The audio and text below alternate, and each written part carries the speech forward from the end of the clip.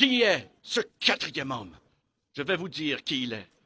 Dans la Genèse, il est la semence de la femme. Dans Exode, il est l'agneau pascal. Dans Lévitique, un grand prêtre. Dans Nombre, une colonne de nuée le jour et une colonne de feu la nuit.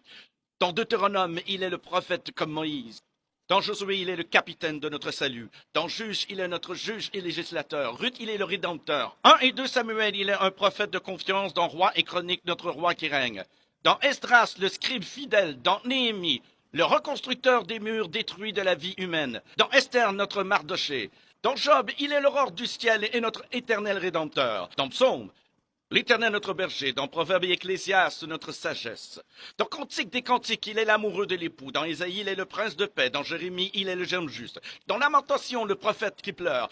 Dans Ézéchiel, l'homme aux 4 visages. Dans Daniel, le quatrième homme de la fournaise ardente.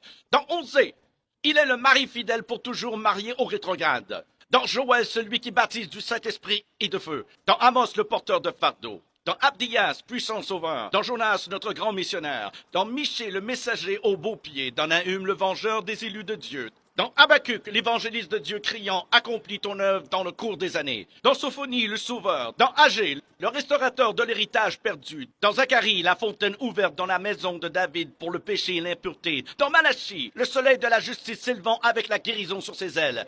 Qui est ce quatrième homme? Dans Matthieu, il est le Messie. Dans Marc, le faiseur de miracles. Luc, le Fils de l'homme. Jean, le Fils de Dieu. Acte, le Saint-Esprit. Dans Romains, notre justicier. Corinthiens, notre sanctification. Dans Galates, il est le rédempteur de la malédiction de la loi. Dans Éphésiens, il est le Christ de richesse infinie. Dans Philippiens, le Dieu qui pourvoit à tous nos besoins. Dans Colossiens, la plénitude de la divinité. 1 et 2 Thessaloniciens, notre roi qui vient bientôt. 1 et 2 Timothée, le médiateur entre Dieu et l'homme. Tite, notre fidèle pasteur, Philémon, notre ami qui est plus proche qu'un frère.